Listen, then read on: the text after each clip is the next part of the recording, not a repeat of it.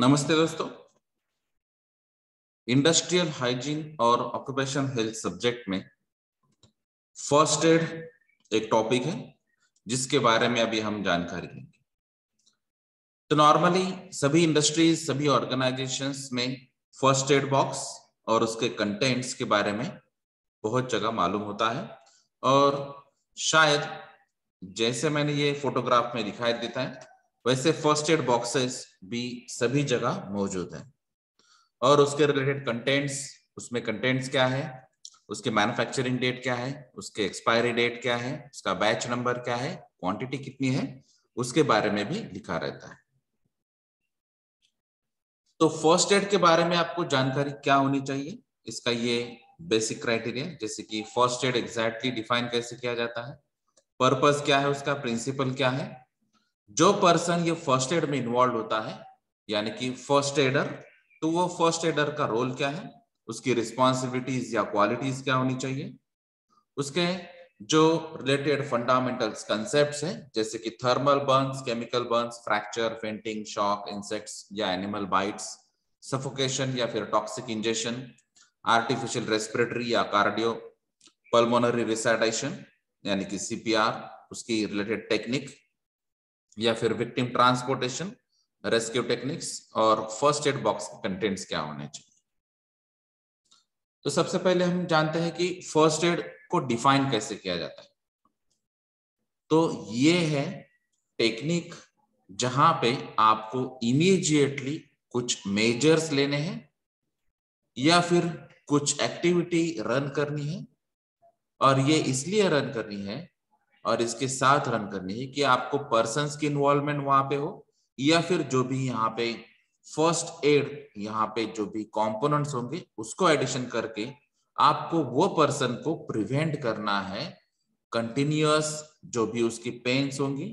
उससे, या फिर उसके अगर ब्लीडिंग होती है उससे, या फिर जो भी कॉम्प्लिकेशंस वहां पे होने के चांसेस होते हैं उसको अवॉइड करने के लिए जो भी आप मेजर्स लेंगे वो प्रोसेस को हम फर्स्ट एड कह सकते हैं। तो यहाँ पे आप दूसरे लोगों का भी हेल्प ले सकते हैं, कुछ मटेरियल का भी यूज कर सकते हैं, जैसे कि अभी हमने फर्स्ट एड बॉक्स देखा है। तो फर्स्ट एड में एक फर्स्ट एड बॉक्स एक कंपोनेंट है, तो फर्स्ट एड कंपोनेंट का भी आप यूज कर सकते हैं, या फिर आप एम्बुलेंस बुलाना चाहते हैं, आपको लगता है कि ये सीरियस सिचुएशन है तो आपको एम्बुलेंस बुलाना चाहिए। अगर आपके यहाँ पे कैंपस में ही अगर विजिटिंग डॉक्टर्स है या फिर आपके पास ऑक्यूपेशनल हेल्थ सेंटर्स है तो उनकी भी आप मदद ले सकते हैं। तो जिस पर्सन्स की यहाँ पे एक्सपर्टाइज आपके लिए यूजफुल होगी तो ऐसे लोगों को आप यहाँ पे इन्वॉल्व कर सकते हैं। लेकिन जो लोगों को मालूम नहीं है इसके बारे में एग्जैक्ट क्या सिचुएशन है या फिर एग्जैक्ट क्या करना चाहिए, ऐसे लोगों को इन्वॉल्व नहीं करना चाहिए। अगर इसके साथ जैसे फर्स्ट एड बॉक्सेस के कुछ कंटेंट्स होंगे या फिर मेडिसिन होंगे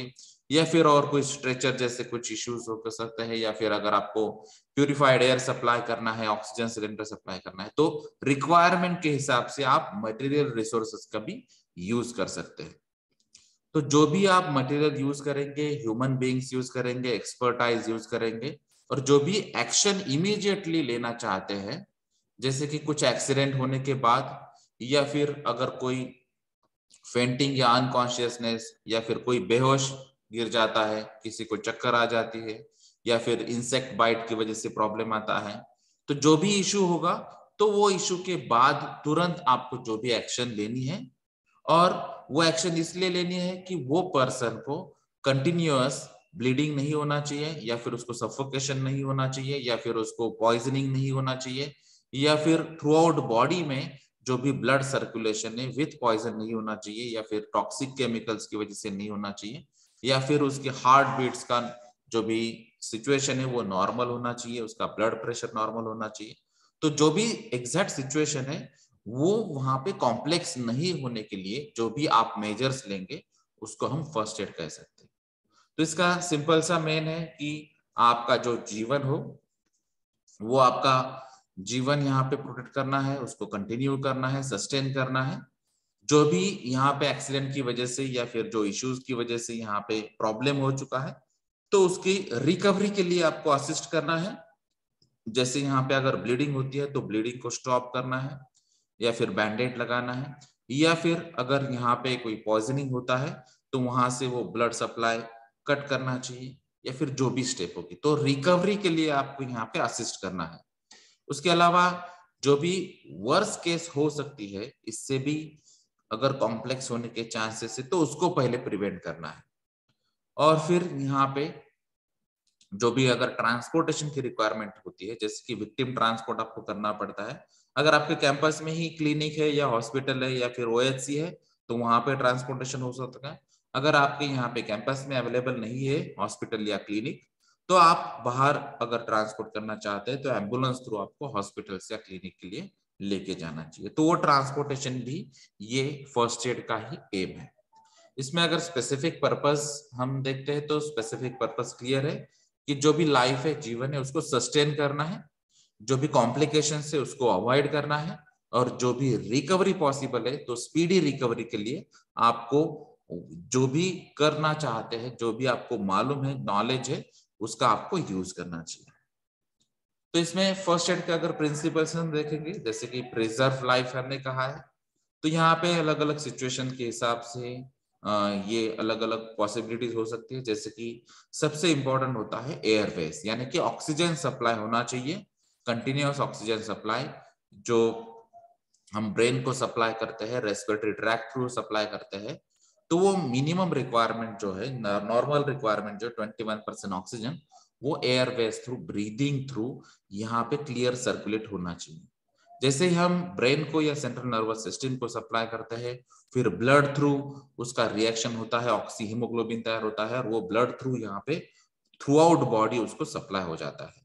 तो अगर ऑक्सीजन सप्लाई ठीक से होगा, सर्कुलेशन ठीक से होगा, ब्लड प्रेशर नॉर्मल होगा, तो ये पॉसिबिलिटीज यानी कि स्पीडी रिकवरी के चांसेस ज्यादा बन जाते हैं, कॉम्प्लिकेशंस कम हो सकते हैं। और इन केस अगर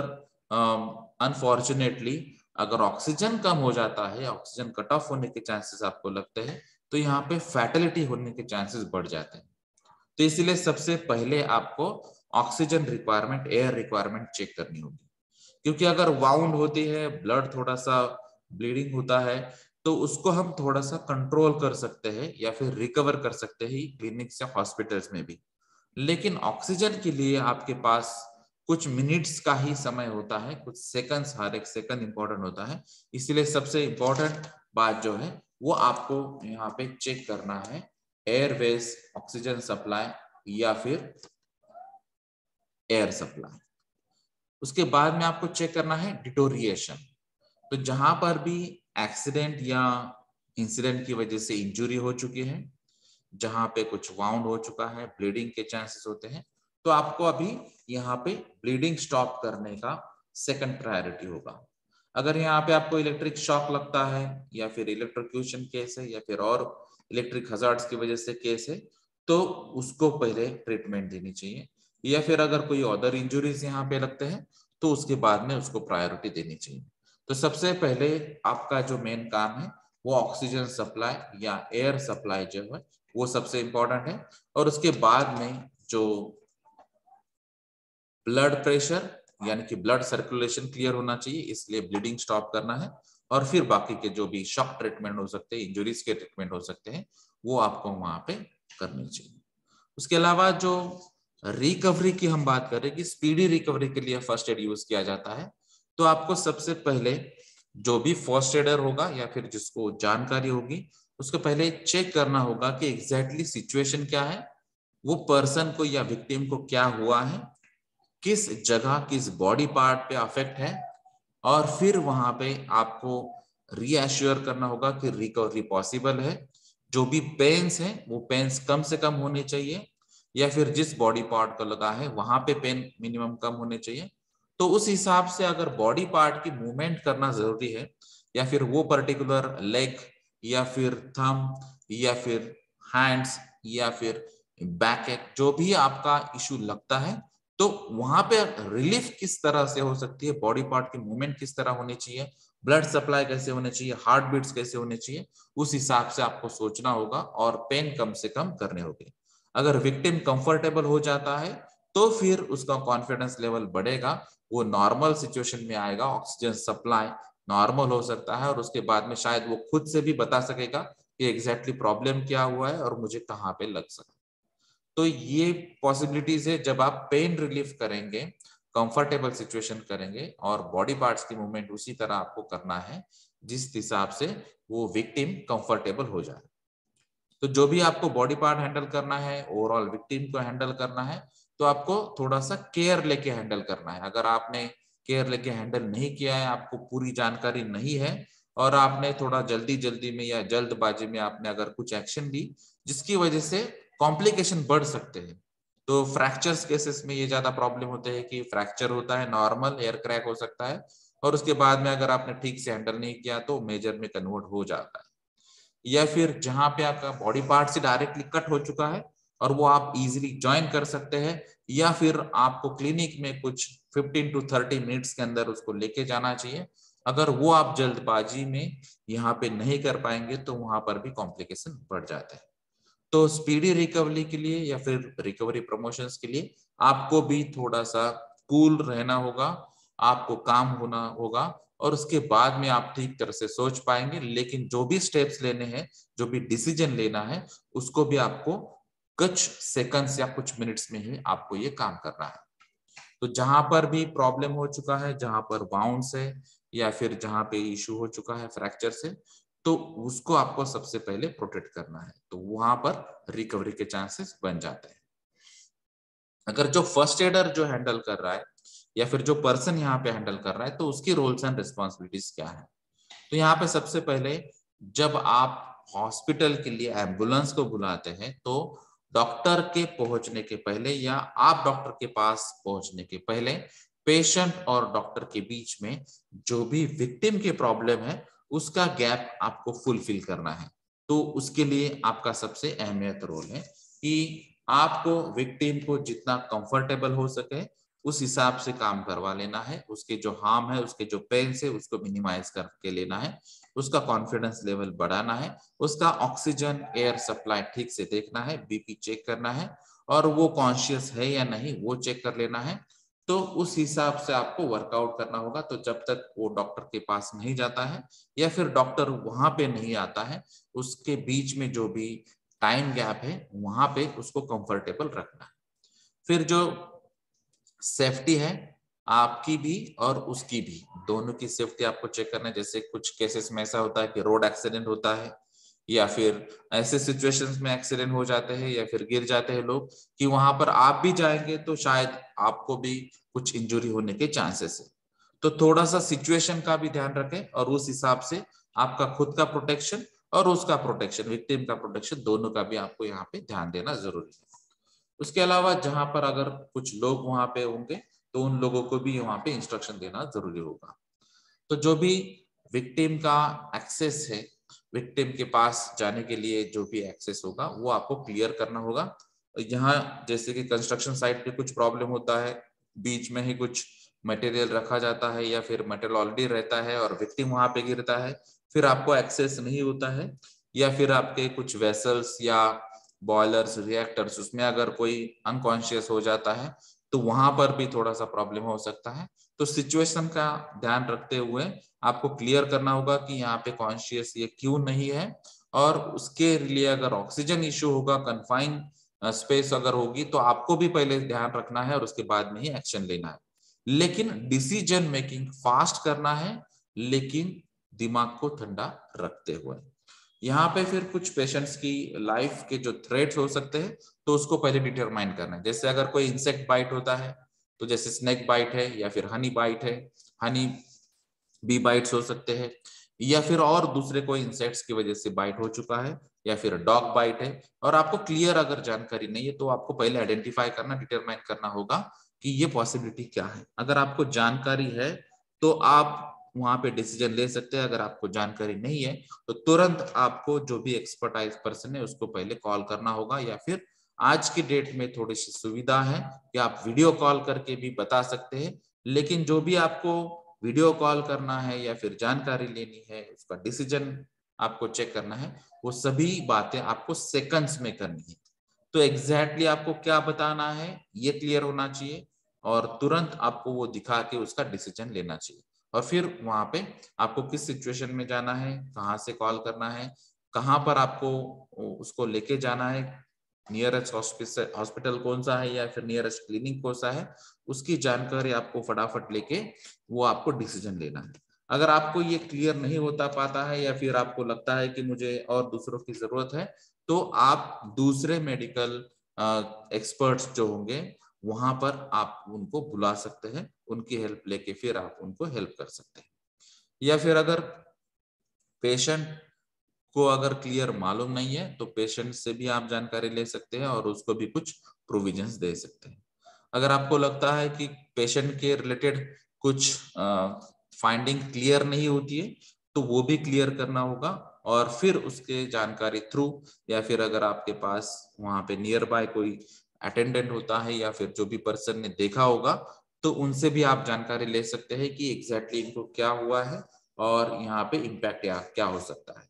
तो ब्रीफ इंफॉर्मेशन या बेसिक इंफॉर्मेशन अगर आप लेंगे, डॉक्टर्स को आप जल्दी बताएंगे तो थोड़ा सा प्रॉब्लम जल्दी सॉल्व हो सकता है। तो ये कुछ रोल्स एंड रिस्पॉन्सिबिलिटीज हैं फर्स्ट एडर की।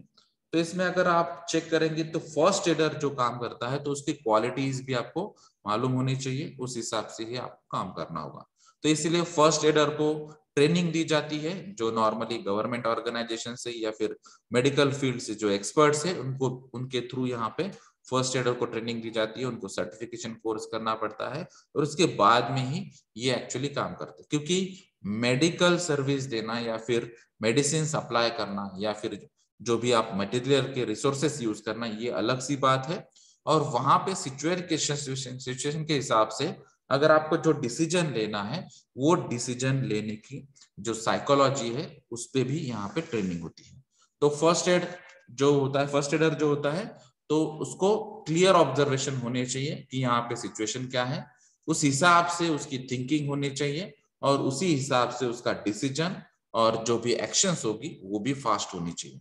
लेकिन जो हमने बात की थी कि उसका दिमाग ठंडा होना चाहिए, उसमें एक आत्मविश्वास होना चाहिए कि एग्जैक्टली ये थिंक जो भी मैंने एक्चुअली जजमेंट लिया है या फिर मुझे जो जानकारी मिली है इस हिसाब से मैं इसकी स्पीडी रिकवरी कर सकता हूँ, इसके जो भी पेन है ये रिलीफ कर सकता हूँ, या फिर इसको हॉस्पिटल के पास या फिर डॉक्टर के पास इसको जल्दी से जल्दी मैं लेके जा सकता हूँ। तो ये भी यहाँ पे आपको उसी सेकंड्स में सोचना होगा। अगर आपको क्लियर नहीं होता है तो आप जल्दी से सबसे पहला काम डॉक्टर को इन्फॉर्म करके या फिर एम्बुलेंस को बुला के ही आप यहाँ पे कर सकते हैं। तो लोकल जो भी नंबर्स होंगे उस हिसाब से भी आपको मालूम होना चाहिए, क्योंकि कुछ इंटरनेशनल कॉल्स होते हैं, कुछ नेशनल कॉल्स होते हैं, कुछ लोकल कॉल्स भी होते हैं, कुछ ऐसे भी नंबर्स होते हैं जो सेंट्रल गवर्नमेंट या स्टेट गवर्नमेंट ने प्रोवाइड किए होते हैं, तो उनको भी आपको यहाँ पे कॉल करने की जरूरत होगी और वो आपको यहाँ पे क्लियर से मालूम होने चाहिए। तो अलग अलग कंट्रीज में, अलग अलग स्टेट्स में कुछ अलग अलग नंबर्स भी प्रोवाइड किए जाते हैं, और नॉर्मली अगर आप देखेंगे तो आपके मोबाइल्स में भी बाय डिफॉल्ट ऑलरेडी यहाँ पे कुछ इमरजेंसी नंबर्स भी यहाँ पे फीड हुए रहते हैं। तो ये भी आपको यहाँ पे मालूम होना चाहिए और उस सिचुएशन में आपको ये रिकॉल होना चाहिए कि ऐसे भी नंबर्स होते हैं और उस हिसाब से आपको वर्कआउट करना है। उसके बाद में आपको जो भी फर्स्ट एड का नॉलेज है या फिर जो भी स्किल रिक्वायर्ड होती है वो आपको क्लियर होनी चाहिए, और ये अगर आपको जानकारी नहीं है तो फिर आपको यहाँ पे जो एक्सपर्ट्स है उनको कॉल करना पड़ेगा। या फिर अगर आप देखेंगे तो यहाँ पे कुछ क्विक डिसीजंस लेने की जरूरत है। अगर आपको लगता है कि इस सिचुएशन के हिसाब से मुझे नॉलेज होते हुए भी मैं डिसीजन नहीं ले पा रहा हूँ, तो भी आपको यहाँ पे जो भी एक्सपर्ट पर्सन होगा उसको यहाँ पे बुलाना होगा। उसके अलावा जो भी हमने बातें पहले बताई है कि आपको यहाँ पे कुछ सिचुएशन ऐसी होगी कि आपको यहाँ पे दिमाग ठंडा रखते हुए ही काम करना पड़ेगा, और उसके बाद में ही ये पॉसिबल होगा कि ये जो सिचुएशन है ये इजीली यहाँ पे हैंडल हो सकती है। उसके अलावा अगर आप देखेंगे तो कुछ लोग ऐसे होते हैं कि जिनको सेंस नहीं होता है, वो सिर्फ सिंपैथी के हिसाब से देखते हैं और उसको सहानुभूति देने की जरूरत लगती है और उनको फिर उस हिसाब से गलत डिसीजन यहाँ पे हो सकते हैं। तो आपको यहाँ पे थोड़ा सा सेंस रखते हुए एम्पैथेटिक वे से यानी कि संवेदनशील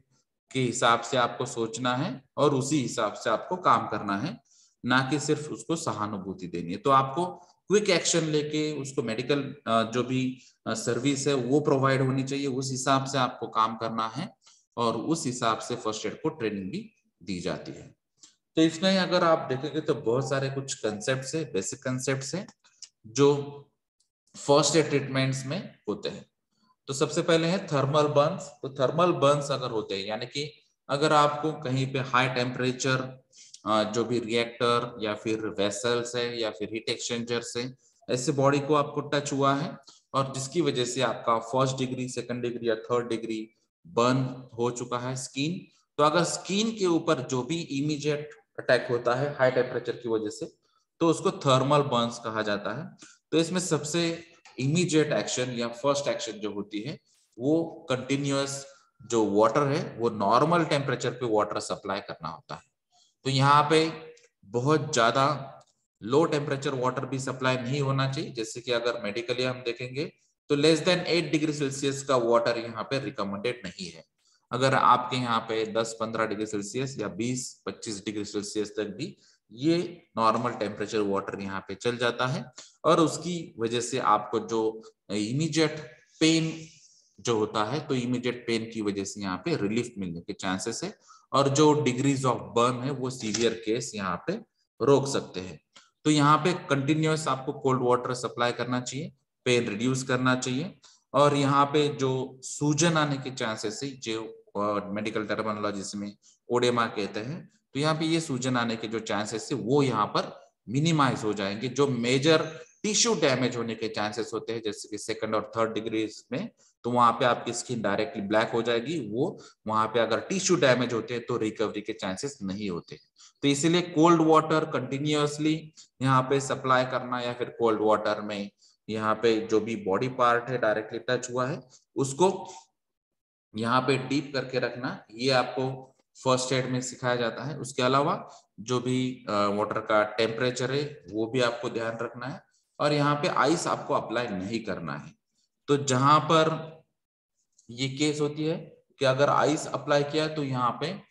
जो स्किन या स्किन की लेवल या जो टिश्यूज होते हैं वो डैमेज या इंजर होने के चांसेस बढ़ जाते हैं, क्योंकि वहां पे सडन टेम्परेचर ड्रॉप होता है, थर्मल स्ट्रेसेस डेवलप होते हैं और उसकी वजह से यहाँ पे टिश्यूज या फिर जो भी स्किन की लेवल है वो डैमेज होने के चांसेस बन जाते हैं। इसीलिए यहाँ पे आइस आपको अप्लाई नहीं करना है, आपको सिर्फ कोल्ड वाटर का सप्लाई करना है या फिर उसमें डीप करना है। तो जिस एरिया में ये थर्मल बर्न हो चुका है तो वहां पे आपको फोकस करना है, कूल वाटर सप्लाई करना है, फिर उसकी क्लीनिंग करनी है और उसके बाद में फिर जो भी आपको सिस्टमैटिक हीट लॉसेस यहाँ पे आपको कंट्रोल करने हैं, क्योंकि अगर कंटिन्यू वाटर सप्लाई अगर 15 मिनट से ज्यादा भी आप करते हैं तो यहाँ पे हाइपोथर्मिया की केस भी बन सकती है। स्पेशली हम अगर विंटर सीजन में देखेंगे या फिर नॉर्मल टेम्परेचर आपका सराउंडिंग टेम्परेचर बहुत ऑलरेडी कम है और फिर आप वाटर जो है वाटर अप्लाई कर रहे हैं, तो यहाँ पे आपकी बॉडी में से हीट लॉस होके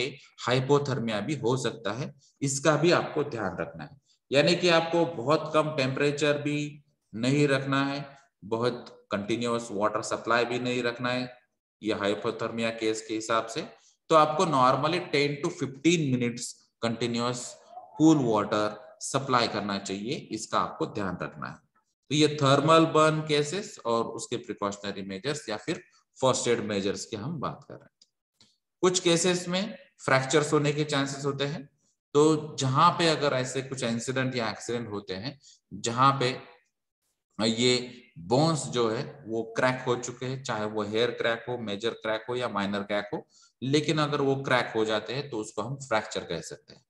तो अगर आपके हाथ को ये फ्रैक्चर हो चुका है तो आपका हाथ की जो मूवमेंट है वो सबसे पहले स्टॉप करनी चाहिए। तो ये जो भी लिम्ब यानी कि जो भी बॉडी पार्ट है आपका जिस पे अफेक्ट हुआ है और जहां पे आपको लगता है कि यहाँ पे फ्रैक्चर हो सकता है, तो वो बॉडी पार्ट आपको यहाँ पे हिलाना नहीं है, क्योंकि अगर बॉडी पार्ट जहां पे अफेक्ट हुआ है वो अगर आप हिलाते हैं तो वहां पे क्रैक्स डेवलप होने के चांसेस हो जाते हैं और क्रैक्स अगर बढ़ेंगे तो यहाँ पे वो केस सीवियर या कॉम्प्लिकेशंस में जा सकती है। कई जगह ये भी केसेस होते हैं कि ये अगर आपने ठीक से नहीं देखा है, उसको ऑब्जर्व नहीं किया, अगर कीन ऑब्जर्वेशन नहीं होगा और आपने कुछ एक्शन ले लिया जल्दबाजी में, तो ये कॉम्प्लिकेशन बढ़ जाते हैं कि ब्लड सप्लाई जो होता है वो भी यहाँ पे पॉज हो सकता है या स्टॉप हो सकता है। तो ये भी केसेस होती है। ये मैंने पर्सनल एक्सीडेंट में, मेरे खुद एक एक्सीडेंट में ये फील किया है कि एक जो वेन थी वो वेन ब्लॉक हुई थी, वो जो मोबिलिटी थी मेरे हाथ की उसकी वजह से। तो शोल्डर के अंदर बहुत सारे वेन्स रहते हैं, कॉम्प्लेक्स स्ट्रक्चर होता है वहां पे, और आपने अगर ठीक से सिचुएशन नहीं हैंडल की तो वहां पर आपके जो ब्रेन को मेन ब्लड सप्लाई होता है वो भी यहाँ पे कम हो सकता है या स्टॉप हो सकता है। और वहां पे अगर ब्रेन को सप्लाई नहीं होता है तो वहां से पूरे जो इंस्ट्रक्शन है वो क्लियर नहीं हो पाते, और फिर वहां पे फेंटिंग या अनकॉन्शियसनेस या फिर बेहोशी के चांसेस बढ़ जाते हैं। तो इसलिए आपको ये ध्यान में रखना है कि एग्जैक्टली कौन सा बॉडी पार्ट अफेक्ट हुआ है और वहां पे सिचुएशन क्या है, उसको पहले आपको इमोबिलाइज करना है या फिर उसके जो मूवमेंट्स है उसको स्टॉप करना है, और फिर बाद में आपको वो चेक करना है कि एग्जैक्टली इशू क्या है, उस हिसाब से आपको फिर वर्कआउट करना है। तो ये ट्रांसपोर्टेशन जब आप करने वाले हैं, क्योंकि अभी जो क्रैक्स डेवलप हो चुके हैं या फिर फ्रैक्चर की केस है, तो आपको ऑब्वियसली हॉस्पिटल्स में ही लेके जाना पड़ेगा, एक्सरेज निकाल लेंगे और फिर डॉक्टर्स उसकी हिसाब से ट्रीटमेंट करेंगे। तो जब आप मूवमेंट करते हैं, जब आप ट्रांसपोर्ट करते हैं, विक्टिम को ट्रांसपोर्ट करते टाइम, तो इसका भी आपको यहाँ पे ध्यान रखना है कि जो बॉडी पार्ट अफेक्टेड है उसको छोड़ के बाकी बॉडी पार्ट्स को आप टच करके फिर आपको विक्टिम को ट्रांसपोर्ट करना है। अगर उसी बॉडी पार्ट को आप टच करते हैं या फिर उस पर लोड देते हैं, फोर्स देते हैं, तो वो कॉम्प्लिकेशंस में कन्वर्ट हो सकता है। तो वो एग्जैक्टली बोन कहाँ पे फ्रैगमेंट या जो भी फ्रैक्चर्स है उसका आपको ध्यान देना है और फिर उसकी मूवमेंट आपको कंट्रोल करनी है। तो ये इमोबिलाइज फ्रैक्चर्स जो है, इमोबिलाइजिंग फ्रैक्चर्स, यही सबसे इंपॉर्टेंट बात है फ्रैक्चर्स के केसेस में। तो कॉम्प्लिकेशंस अवॉइड होंगे और पेशेंट्स की लाइफ बढ़ सकती है। फ्रैक्चर्स अगर हेयर क्रैक या माइनर अगर रहेगा तो वो जल्दी रिकवर हो सकता है। उसके अलावा फेंटिंग के भी चांसेस होते हैं, जैसे कई जगह उसको मूर्छाना बोलते हैं या फिर कहीं जगह नॉर्मल बेहोशी भी हो सकती है। तो अगर मूर्छा आती है आपको तो शायद कुछ सेकंड्स या मिनट्स में आपको वापस से स्पीडी रिकवरी के बाद आप नॉर्मल सिचुएशन में आ सकते हैं, फ्रेश एयर या फ्रेश ऑक्सीजन सप्लाई होने के बाद। तो कई जगह आपको कुछ मिनट्स के लिए या फिर कुछ घंटों के लिए भी बेहोशी आ सकती है। तो जैसे ही जिसको चक्कर आती है, मूर्छा आती है या फिर फेंटिंग की केस आपको लगती है, तो वहां पे आपको सबसे पहले देखना है कि ऑक्सीजन सप्लाई। तो अगर आप यहाँ पे चेक करेंगे तो जब फेंटिंग होती है या फिर मूर्छा आती है, चक्कर आती है, बेहोश होती है, तो उसके सबसे पहला रीजन होता है मेन कि ब्रेन को ऑक्सीजन सप्लाई ठीक तरह से नहीं हो रहा है या फिर जितना रिक्वायर्ड है उस तरह से नहीं हो रहा है। तो यहाँ पे अगर उसका स्पेसिफिक फर्स्ट एड देखेंगे आप फेंटिंग का, तो ये पोजीशन में विक्टिम को रखना चाहिए, पेशेंट को रखना चाहिए। अगर उसके बैक पे अगर आप रखते हैं, ये पोजीशन में रखते हैं, तो ऑक्सीजन सप्लाई या फिर जो ब्रीथिंग है वो नॉर्मल होने के चांसेस है। अगर वहां पे उन्होंने कुछ फिटिंग के लिए बेल्ट्स वगैरह पहने हैं तो वो पेशेंट के बेल्ट्स लूज करने होंगे, तो नॉर्मल जो ब्लड सप्लाई होता है उस हिसाब से वो सप्लाई करने के लिए ये यूजफुल होगा, सपोर्टिव होगा। और ये जो पैर की पोजीशन है वो नॉर्मल ग्राउंड लेवल से थोड़ा सा ऊपर रखनी होगी, यानी कि ब्लड सर्कुलेशन अच्छा हो सके और ब्रीदिंग भी नॉर्मल हो सके। तो इस हिसाब से आपको विक्टिम को रखना है। अगर कुछ सेकंड्स या मिनट्स में अगर वो कॉन्शियस पोजीशन में या फिर होश में नहीं आता है तो फिर आपको एम्बुलेंस के लिए कॉल करना पड़ेगा या फिर इमरजेंसी कॉल करना होगा, और उस हिसाब से आपको जो भी हेल्प मिलेगी या फिर जब आप oxygen air, fresh air supply कर पाएंगे वो यहाँ पे कर पाएंगे एम्बुलेंस आने के पहले। अगर उसके बाद में अगर वो होश में आता है तो बात अच्छी है, अगर नहीं आता है तो फिर आपको हॉस्पिटल्स में ही उसकी रेगुलर रूटीन ट्रीटमेंट लेनी होगी। तो कुछ जगह कुछ मिसकंसेप्ट भी होते हैं, तो कुछ लोग उस पर्सन को मारते रहते हैं उसको होश में लाने के लिए,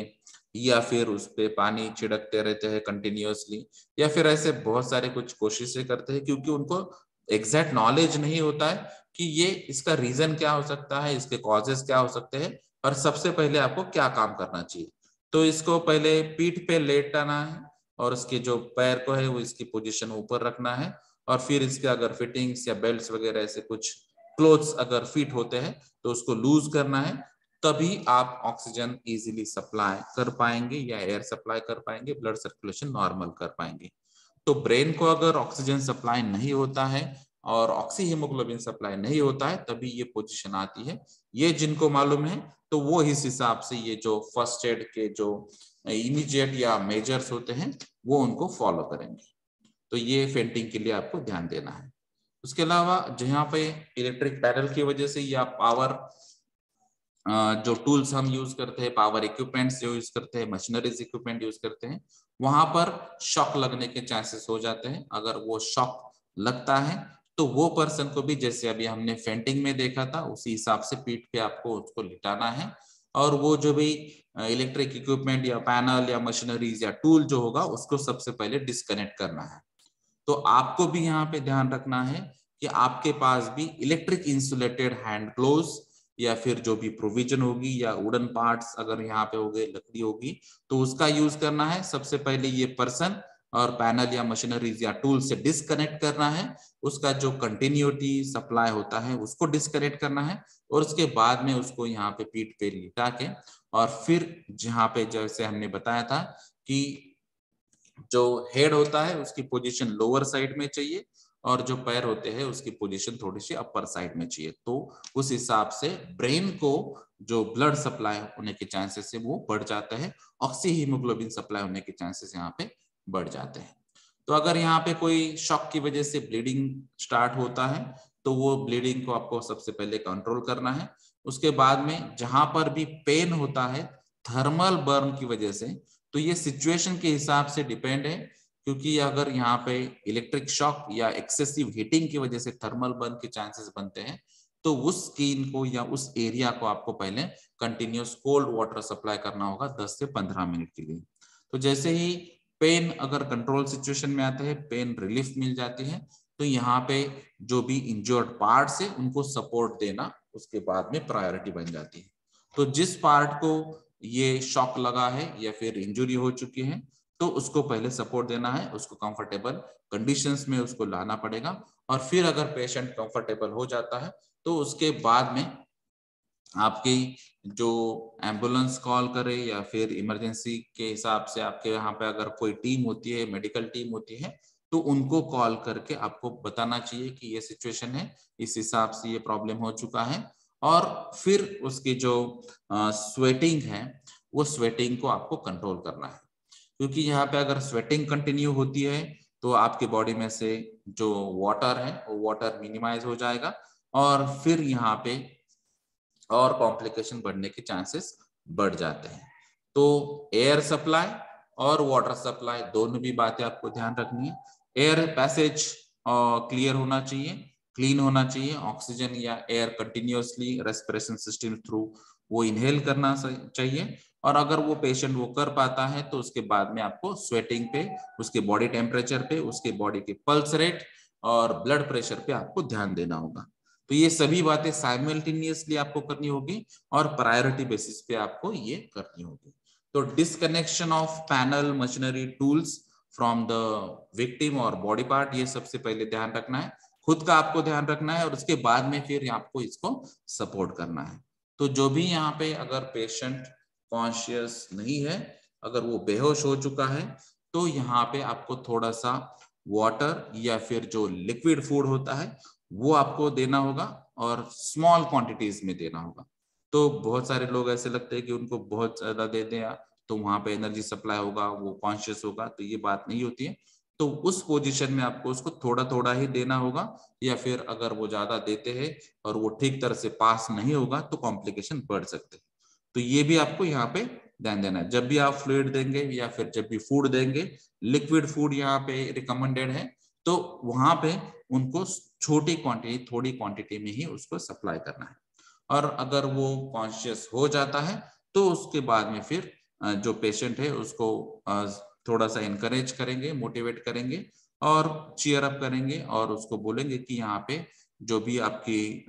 डैमेज हो चुकी है वो इजीली रिकवर होने वाली है, उसको थोड़ा सा रीएश्योर करेंगे और उसके बाद में फिर डॉक्टर से सलाह लेके आपको हॉस्पिटलाइजेशन या टेम्पररी जो भी ट्रीटमेंट होगी उसके हिसाब से आप काम कर सकते हैं।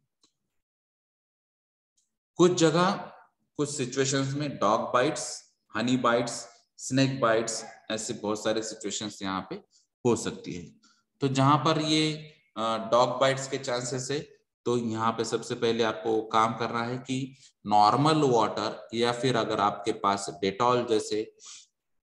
कुछ एंटीसेप्टिक लिक्विड्स अवेलेबल होंगे तो उनका डाइल्यूट फॉर्म का यूज करना है।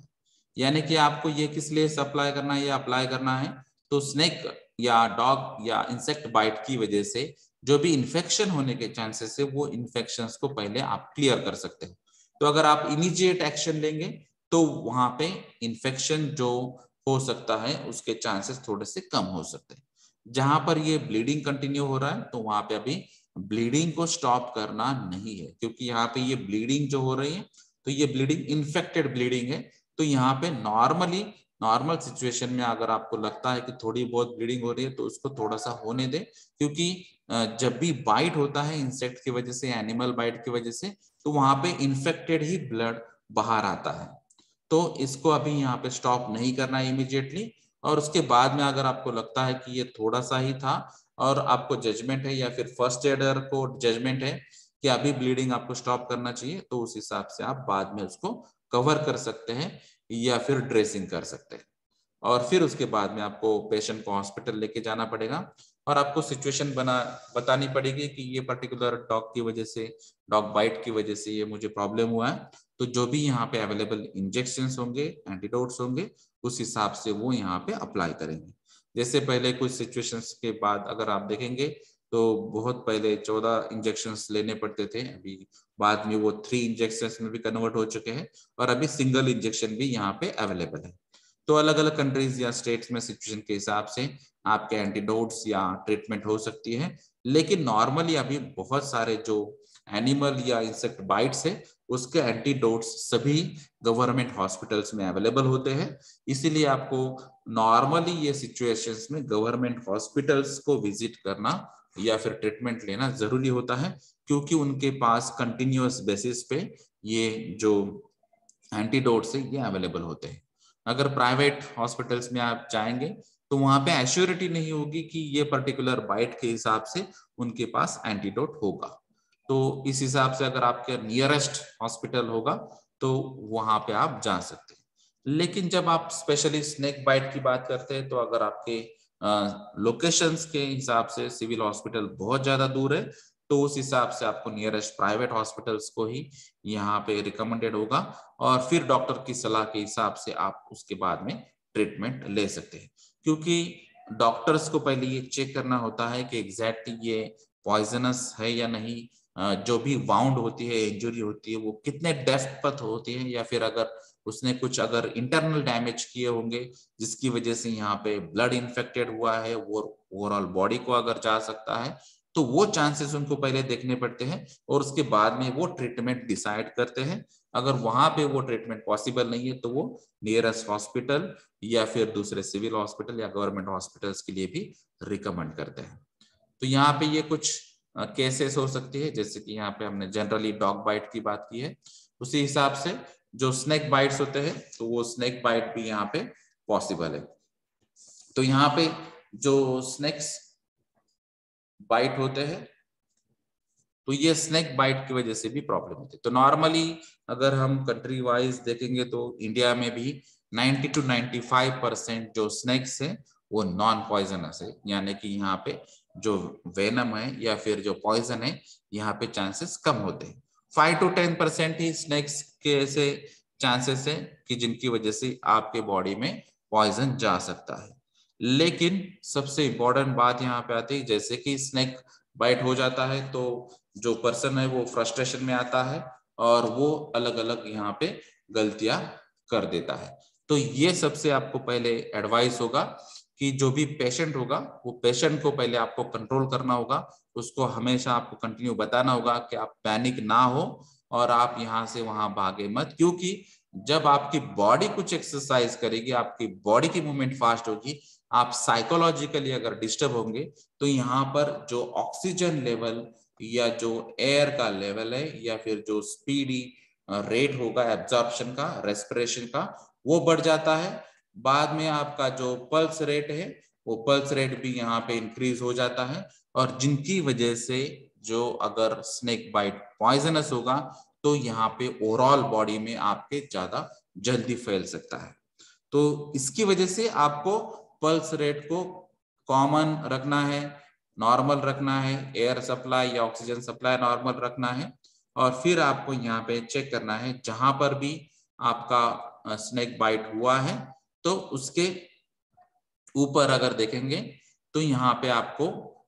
जो भी नॉर्मल अगर एडवाइस है तो 2 to 4 इंचेस, यानी कि यहाँ पर आप ऐसे पट्टी बांध सकते हैं या फिर रुमाल बांध सकते हैं, जिसकी वजह से यहाँ पे जो ब्लड सर्कुलेटेड है ये ब्लड सर्कुलेशन यहाँ पे कम हो। क्योंकि यहाँ पे अगर ये इन्फेक्टेड ब्लड है या फिर पॉइजनस ब्लड है तो वो ओवरऑल बॉडी में जो पॉसिबिलिटी है ब्लड सर्कुलेशन की वो यहाँ पे आप कम कर सकते हैं।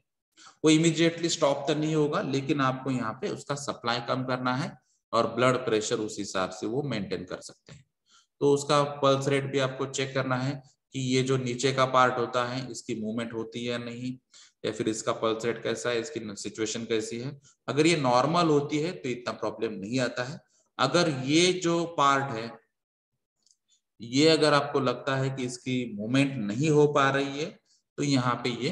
कॉम्प्लेक्स सिचुएशन बन सकती है। तो इसीलिए आपको चेक करना होता है कि इसकी मूवमेंट आती है कि नहीं, इसमें यहाँ पे आपका ब्लड सप्लाई जो है वो नॉर्मली थोड़ा सा जो हैंडकरचीफ होते हैं या फिर कोई भी यहाँ पे कपड़ा ले सकते हैं और उसको यहाँ पे बांध सकते हैं। उसके अलावा फिर अगर नियरेस्ट हॉस्पिटल है तो जल्दी से आप कॉल करके या एम्बुलेंस थ्रू या फिर प्राइवेट व्हीकल थ्रू आपको यहाँ पे लेके जाना है। क्योंकि पॉइजनस स्नेक अगर होता है तो 15 to 30 मिनट्स सबसे इंपॉर्टेंट हो जाते हैं। पहले जब भी आपका स्नेक बाइट होता है तो आधे घंटे के अंदर आपको किसी भी सिचुएशंस में हॉस्पिटल्स में पहुंचना है। क्योंकि आपको शायद अगर नॉलेज नहीं है कि ये पॉइजनस है या नहीं, या फिर जो भी सिम्टम्स आते हैं विक्टिम के या पेशेंट के वो उसका भी आपको अगर नॉलेज नहीं होता है तो उस हिसाब से हॉस्पिटल में पहुंचना या जल्दी पहुंचना यही सबसे इंपॉर्टेंट बात हो जाती है। तो कई जगह जिनको नॉलेज होता है तो वो हिसाब से वो पल्स रेट भी चेक कर सकते हैं, उसका रेस्पिरेशन चेक कर सकते हैं, ऑक्सीजन या एयर सप्लाई ठीक से हो रहा है कि नहीं वो चेक कर सकते हैं, और उसको कूल या काम अगर आप कर पाते हैं, अगर कंट्रोल कर पाते हैं तो वो सबसे अच्छी बात होगी। और उसके बाद में फिर हॉस्पिटल में डॉक्टर्स ये चेक कर लेते हैं कि एग्जैक्टली सिचुएशन क्या है, कितना टाइम हो चुका है, और फिर वो कुछ ऐसे इंजेक्शंस भी यहाँ पे चेक कर लेते हैं कि यहाँ पर भी वो इंजेक्शंस देते हैं इनिशियली, और अगर वो 15 मिनट के अंदर यहाँ पे कोई सिम्टम्स नहीं बताता है, स्वेलिंग नहीं होती है, सूजन नहीं आती है, तो उनको पता चल जाता है कि ये पॉइजनस स्नेक बाइट नहीं है, वेनम यहाँ पे नहीं है। तो ये नॉर्मल जो स्नेक्स होते हैं, नॉन पॉइजनस स्नेक, उसका बाइट है, उस हिसाब से उनको वो ट्रीटमेंट देते हैं। अगर ये पॉइजनस स्नेक है तो यहाँ पे उस हिसाब से वो इंजेक्शंस देते हैं। तो जैसे यहाँ पे नॉर्मली अगर हम बात करेंगे तो ये अगर पॉइजनस स्नेक होता है तो उसकी वजह से यहाँ पे जो आपके लंग पर भी प्रेशर बन जाता है, तो उसका एक तो फास्ट रेट या फिर बहुत लो रेट, ये दोनों पॉसिबिलिटीज होती है। या फिर आपके लंग्स में जो कॉन्ट्रैक्शन या फिर एक्सपांशन, ये दोनों में से एक चीज हो जाती है, और उसी हिसाब से जो भी इंजेक्शन आपको देना पड़ता है तो ये इंजेक्शन भी वैसा ही रहता है कि अगर आपका यहाँ पे बहुत फास्ट पल्स रेट होता है तो उसके अपोजिट उसको नॉर्मल करना है, तो उस हिसाब से उसको कंपेंसेट करने के लिए भी पॉइजन ही इंजेक्शन में रहता है। तो ये जो इंजेक्शंस होते हैं तो ये मेडिकली ट्रीट यहाँ पे वेनम ही होते हैं, जिसको हम नॉर्मली एंटीडोट्स कहते हैं। तो ये जो एंटीडोट्स होते हैं ये भी इन्हीं एनिमल के स्टडी करने के बाद और उसके जो मेडिसिनल वैल्यूज के हिसाब से एंटीडोट्स बनाए जाते हैं, और वो अप्लाई कर सकते हैं। तो ये नॉर्मली हॉस्पिटल्स में या डॉक्टर्स को वो नॉलेज होता है कि इसके सिम्टम्स क्या है, वो सिम्टम्स को नॉर्मलाइज करने के लिए उनको एग्जैक्ट एंटीडोट क्या देना पड़ेगा। तो जैसे हमने अभी डॉग बाइट की बात की, स्नेक बाइट की बात की, उसी हिसाब से अलग अलग जो हनी बाइट्स हो सकते हैं या फिर इंसेक्ट्स के बाइट्स हो सकते हैं। तो यही नॉर्मल आपको फंडामेंटल फॉलो करने हैं फर्स्ट एड के लिए, और हॉस्पिटल्स में आपको कम टाइम में या जल्द से जल्दी आपको लेके जाना है। अगर आपको ये सब जल्दी जल्दी सूझता है, डिसीजन आप जल्दी ले सकते हैं, तो स्नेक का या वो इंसेक्ट्स का अगर आप फोटो निकाल पाते हैं कुछ सेकंड्स में, तो वो अच्छी बात होगी, क्योंकि डॉक्टर्स को जैसे ही आप बताएंगे तो मैक्सिमम डॉक्टर्स को ये 99% श्योरिटी हो जाती है कि ये स्नेक तो पॉइजनस नहीं है, या फिर ये डॉग या जो इंसेक्ट है ये नॉर्मली आधे 1 घंटे में नेचुरली आपके जो भी इम्यूनिटी होगी उस हिसाब से ये कवर हो सकता है। तो ये सिचुएशन भी उनको जल्दी पता चल सकती है अगर आप वो पर्टिकुलर एनिमल या इंसेक्ट्स का उनको फोटो दिखा पाए। अगर स्पेशली हम स्नेक बाइट्स की बात करते हैं तो बहुत सारे लोग ये रिकमेंड करते हैं, लेकिन अगर आपको नॉलेज नहीं होता है तो आपको ये भी नहीं करना चाहिए फर्स्ट एड में। जैसे अभी कुछ अगर आपको मालूम है कि ये स्नेक जो है ये पॉइजनस ही है, और उसके हिसाब से आपको जहां पर भी बाइट लगाए तो वहां पर आप कट कर सकते हैं कुछ पार्ट, लेकिन जो भी आप यहाँ पे नाइफ या ब्लेड या शार्प इंस्ट्रूमेंट आप यूज करने वाले हैं, तो ये भी आपको ध्यान रखना होगा कि यहाँ पे थोड़ा सा ही ऊपर ही पार्ट यहाँ पे कट करना है, क्योंकि अगर ये ज्यादा पार्ट कट करते हैं तो वहां पे ब्लीडिंग ज्यादा हो सकती है और उसकी वजह से कॉम्प्लिकेशंस बढ़ सकते हैं। लेकिन अगर आपको परफेक्ट मालूम है इंस्ट्रूमेंट कैसे हैंडल करना है, परफेक्ट मालूम है जहां पर भी ये बिटन पार्ट है, ये 2 डॉट्स दिखते हैं स्नेक बाइट की वजह से, तो उसके पार्ट के बाजू में ही आपको ये कट करना है, ब्लीडिंग करनी है, और जो भी इंफेक्टेड यहाँ पे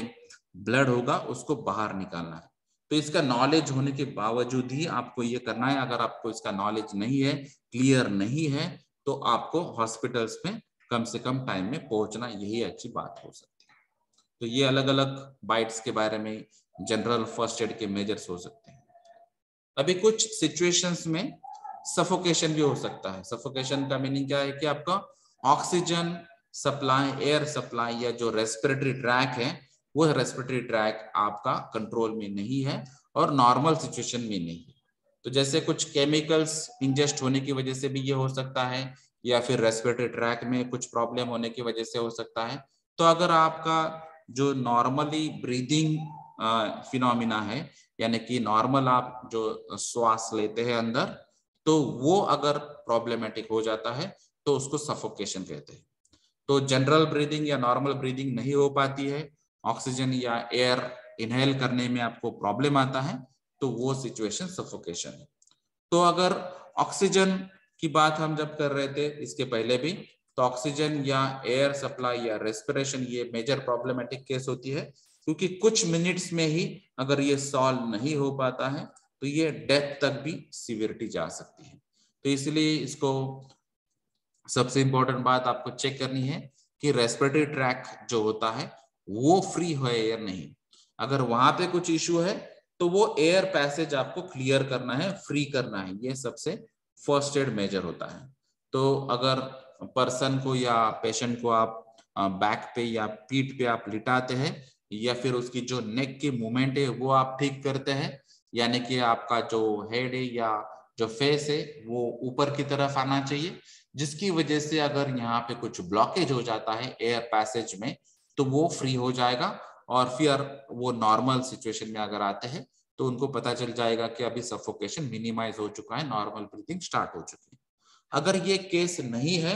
तो फिर आपको तुरंत इमरजेंसी कॉल करके डॉक्टर्स को पहले बुलाना चाहिए, क्योंकि अगर आपको शायद सिचुएशन ही मालूम नहीं है कि किस वजह से ये सफोकेशन हो चुका है। तो सफोकेशन के लिए अलग अलग रीजंस हो सकते हैं, जैसे कि जहां पे कहीं आपके कंपनी में इनकम्प्लीट कंबशन होता है, और अगर कार्बन मोनोऑक्साइड जैसे अगर केमिकल जो टॉक्सिक है वो आप इनहेल कर पाते हैं, तो उसकी वजह से यहाँ पर ऑक्सीजन का परसेंटेज मिनिमाइज हो जाएगा, कार्बन मोनोऑक्साइड का हायर साइड में जाएगा, या फिर कार्बन डाइऑक्साइड की वजह से भी ये सफोकेशन हो सकता है। या फिर बहुत अलग अलग जो केमिकल्स है जैसे कि हाइड्रोजन सल्फाइड है या फिर कार्बन डाइसल्फाइड है, इनकी वजह से भी यहाँ पे सफोकेशन के चांसेस बन जाते हैं। तो इन ओवरऑल अगर हम देखेंगे तो ऑक्सीजन डिफिशिएंट एटमॉस्फेयर अगर बनता है यहाँ पे, तो वो प्रॉब्लमेटिक सिचुएशन है जिसको हम सफोकेशन कहते हैं। तो ऑक्सीजन डिफिशियंसी की वजह से या फिर कन्फाइंड स्पेस की वजह से या कुछ केमिकल्स की वजह से या फिर आपके फिजिकली रेस्पिरेटरी ट्रैक में कुछ प्रॉब्लम आता है, उसकी वजह से भी यहाँ पे सफोकेशन आ सकता है। तो एयर पैसेज फ्री करना यही फर्स्ट एड मेजर से इसमें, अगर ये फिर भी आपको नॉर्मल नहीं कर पाता है तो हॉस्पिटल से या डॉक्टर से ही हेल्प लेके आपको सिचुएशन संभाल के आपको ये कंट्रोल करना है। कुछ जगह यहाँ पे ये पॉसिबिलिटीज होती है कि वर्क एनवायरनमेंट में जो टॉक्सिक केमिकल्स होते हैं वो आप इनडायरेक्टली या बाय मिस्टेक इंजेस्ट करते हैं, यानी कि आपके पेट में वो चले जाते हैं या फिर रेस्पिरेटरी ट्रैक में चले जाते हैं। तो सिचुएशन क्या है उस हिसाब से आपको वर्कआउट करना होगा। तो अगर आपके माउथ थ्रू इसकी एंट्री होती है, चाहे वो आपके नेल्स में फंसे हुए कुछ टॉक्सिक केमिकल्स हो सकते हैं या फिर आपने अगर हाथ ठीक तरह से सोप से या वाटर से धोए नहीं होंगे, उसकी वजह से भी यहाँ पे टॉक्सिक केमिकल्स कुछ जा सकते हैं। तो आपके वर्क एनवायरनमेंट में टॉक्सिक केमिकल्स की पॉसिबिलिटी क्या है, उस हिसाब से आपको हमेशा ये केयर लेना ही होगा रेगुलर बेसिस पे। सोप की वजह से वो इफेक्ट जो होता है टॉक्सिसिटी का या फिर एसिडिटी का, वो नलिफाई होता है और नॉर्मली मैक्सिमम केसेस में जो भी केमिकल्स होंगे उस पे सोप इफेक्ट करता है और वाटर उसका क्लीनिंग कर लेता है। तो इसीलिए हमेशा आपको जब भी फूड लेना होता है, ब्रेकफास्ट लेना होता है, लंच या डिनर या टी कॉफी वाटर जो भी आप लेते हैं, उसके पहले अगर आपने सोप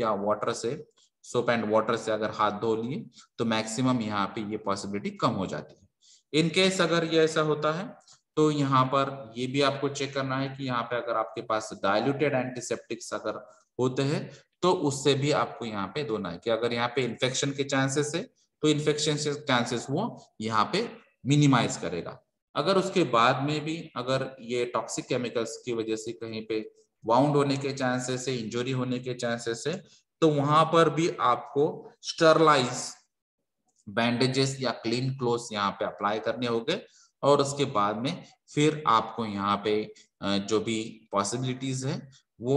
डॉक्टर्स के पास लेके जाने की वो सबसे पहले ट्राई करनी, क्योंकि जो भी टॉक्सिक केमिकल होगा वो टॉक्सिक केमिकल्स की प्रॉपर्टीज आपको पता होनी चाहिए और उसके रिलेटेड जो MSDS होती है मटेरियल सेफ्टी डेटा शीट, उसका नॉलेज अगर आपके पास होगा और उसमें जो फर्स्ट एड उन्होंने रिकमेंड किया होगा तो वो अगर फर्स्ट एड ट्रीटमेंट आपको मालूम है तो उसी हिसाब से वहां पे वर्कआउट करना चाहिए। अगर इसका नॉलेज आपके पास नहीं है तो बेस्ट वे यही होगा कि डॉक्टर्स के पास लेके जाए और उस हिसाब से उसका ट्रीटमेंट लें। तो जो भी केमिकल है उसके बारे में अगर डॉक्टर्स को आपने अगर पहले ही बताया कि ये केमिकल्स इनडायरेक्टली या बाय मिस्टेक हमने शायद इंजेस्ट किया होगा, तो उसके हिसाब से ट्रीटमेंट जल्दी हो सकती है। तो उसको नलिफाई इफेक्ट करने के लिए या फिर उसको न्यूट्रलाइज करने के लिए दूसरे केमिकल्स या डोसेस, मेडिसिनल डोसेस यहाँ पे जल्दी से जल्दी दे सकते हैं और फिर वो फर्स्ट एड का जो मेन पर्पस है वो यहाँ पे सॉल्व हो सकता है।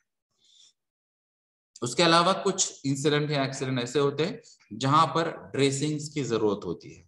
तो अगर आपका हाथ को या पैर को लगा है जहां पे ब्लीडिंग स्टार्ट हो चुका है या फिर आपकी स्किन कट हो चुकी है तो वहां पर भी ब्लीड हो सकता है। तो ऐसी जगह आपको सबसे इंपॉर्टेंट बात है कि आपको ड्रेसिंग करना जरूरी है।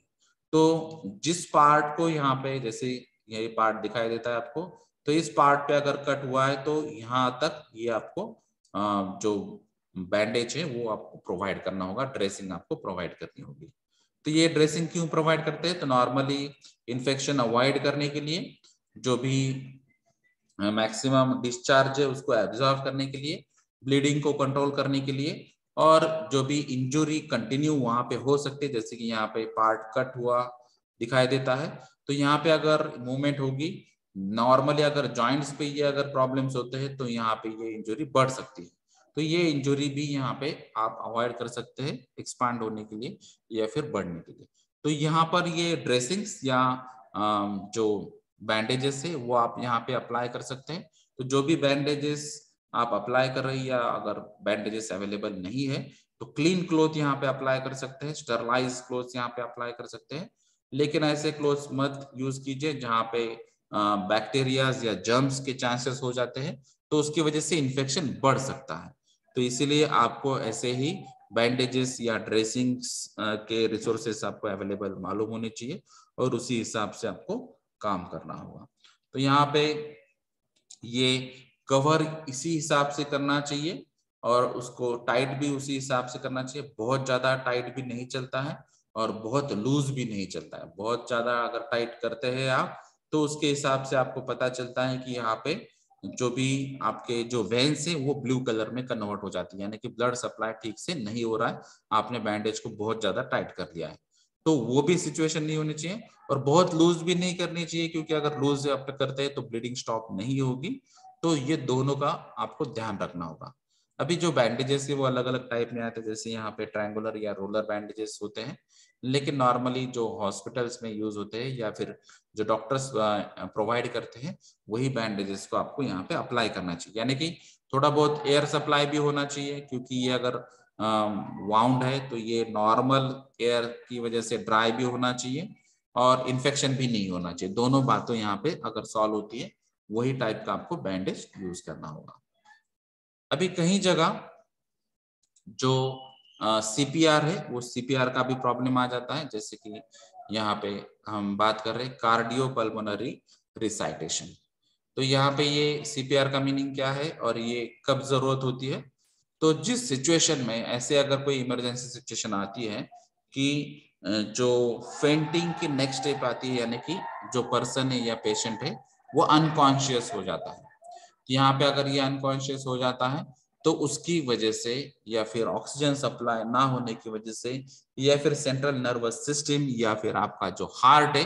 वो फेलियर जो है वो शायद टेम्पररी फेलियर की वजह से भी यहाँ पे ब्रीदिंग स्टॉप हो सकती है। तो ब्रीदिंग स्टॉपिंग या फिर ब्लड सर्कुलेशन स्टॉपिंग या फिर पल्स रेट जो आपको ठीक तरह से नहीं आ रही है, आइडेंटिफाई नहीं हो पा रही है, या फिर ब्रेन का जो नॉर्मल फंक्शनिंग होता है वो अगर स्टॉप हो जाता है, तो ऐसे सिचुएशंस में आपको सिचुएशन क्लियर होनी चाहिए, उस हिसाब से ही आपको ये सीपीआर टेक्निक यहाँ पे हैंडल करनी होगी या फिर अप्लाई करनी होगी। तो इसके लिए सबसे इंपॉर्टेंट बात है कि आपको तुरंत इमरजेंसी नंबर जो होगा वो डायल करना होगा। तो अलग अलग स्टेट्स या अलग अलग सिचुएशंस में अलग अलग नंबर्स होते हैं। तो यहाँ पे हम 108 डायल करते हैं तो एम्बुलेंस या मेडिकल सर्विसेज जो होती है उनको यहाँ पे कॉल लग सकता है। कहीं जगह 911 ये इमरजेंसी नंबर है, कहीं जगह 112 ये इमरजेंसी नंबर है। तो जो भी नियरेस्ट और जल्दी से रीच होने वाला एम्बुलेंस या मेडिकल सर्विस का नंबर अगर आपके पास हो तो उसको पहले सबसे ट्राई करना है। और इन केस अगर आपको कुछ भी ये सूझ नहीं रहा है तो आप पुलिस स्टेशन को भी ट्राई कर सकते हैं। उनके जो सर्वर्स होते हैं वो डायरेक्टली मेडिकल सर्विसेज को कनेक्ट कर सकते हैं और कुछ मिनट्स में ही यहाँ पे एम्बुलेंस पहुंच सकती है। तो ये सबसे पहले आपको बात यहाँ पे ध्यान रखनी है कि अगर आपको लगता है कि यहाँ पे सीपीआर की जरूरत है, इसका मतलब ये कॉम्प्लिकेशन या सीवियर स्टेज है, तो सबसे इंपॉर्टेंट है आपको पहले एम्बुलेंस को ही बुलाना होगा। उसके बाद में जैसे हमने पहले भी देखा था फर्स्ट एड मेजर्स में, तो उसको पीठ पे लिटाना है और उसका जो एयर पैसेज है वो एयर पैसेज क्लियर है कि नहीं वो चेक करना है। यानी कि ये पीठ पे अगर आप लिटाते हैं उसके बाद में जो हेड है वो लोअर डाउन करना है, यहाँ पर जो नेक का पार्ट होता है वो क्लीन करना है, फ्री करना है। और उसके बाद में अगर एयर सप्लाई होता है तो अच्छी बात है, अगर वो नहीं होती है फिर भी अगर वो रेस्पिरेशन नहीं कर पाता है तो आपको आर्टिफिशियली उसको ब्रीदिंग देनी होगी माउथ टू माउथ। तो अभी पहले जो सिचुएशंस थी उसमें सभी जगह यहाँ पे क्लियरली बताया था कि माउथ टू माउथ आपको ब्रीदिंग देना होगा। अगर आपके पास कोई इक्विपमेंट अवेलेबल है माउथ टू माउथ ब्रीदिंग के लिए वो भी आप यूज कर सकते हैं, लेकिन किसी भी सिचुएशंस में आपको ब्रीदिंग कंटिन्यू देना होगा। उसके बाद में जो चेस्ट कॉम्प्रेस करना होता है तो वो चेस्ट कॉम्प्रेशंस आपको करने हैं और ये जनरली रिकमेंडेड है कि कंटिन्यूअसली 30 चेस्ट कॉम्प्रेशंस आपको यहाँ पे देने होंगे और फिर जो माउथ टू माउथ ब्रीदिंग है वो भी कंटिन्यू करनी होगी। तभी चांसेस यहाँ पे बढ़ जाते हैं कि सीपीआर का यूज हो जाए और उसकी ब्रीथिंग यहाँ पे नॉर्मल हो सकती है। और ये तब तक करना है जब तक जो आपने एम्बुलेंस बुलाई है वो एम्बुलेंस जब तक नहीं आती है तब तक आप ये स्टेप कर सकते हैं। तो ये अलग अलग स्टेप्स है जो हमने अभी बात की कि एम्बुलेंस को बुलाना है, उसके बाद में ले डाउन करना है, जो फ्री पैसेज है, जो रेस्पिरेटरी ट्रैक है उसको क्लियर करना है, continuous mouth to mouth breathing देनी है, उसको 30 मिनिमम चेस्ट कॉम्प्रेशंस देने हैं और फ्री जो रेस्क्यू है उसको ब्रीदिंग कंटिन्यू देते रहना है जब तक एम्बुलेंस नहीं आती है या फिर आपको मेडिकल इमरजेंसीज, हॉस्पिटल्स, क्लिनिक ऐसी सर्विसेज नहीं मिल पाती है। तो ये सीपीआर का बहुत ज्यादा इंपॉर्टेंट है। आज के डेट्स में अगर आप देखेंगे तो बहुत सारे ऐसे केसेस हो चुके हैं कि 15 to 20 मिनट्स उनको सीपीआर देने के बाद वो उनकी जो लाइफ है वो सेव हो चुकी है। तो ऐसे बहुत सारे इंसिडेंट्स ऑलरेडी हो चुके हैं और ये अगर सभी को हम ट्रेनिंग देंगे तो कहीं पर भी ये सिचुएशन आए, चाहे वो रोड एक्सीडेंट की बेसिस पे आ जाए या फिर कहीं पे फेंटिंग या कॉन्शियसनेस यहाँ पे ना होने की वजह से आए या फिर यहाँ पे हाई टेम्परेचर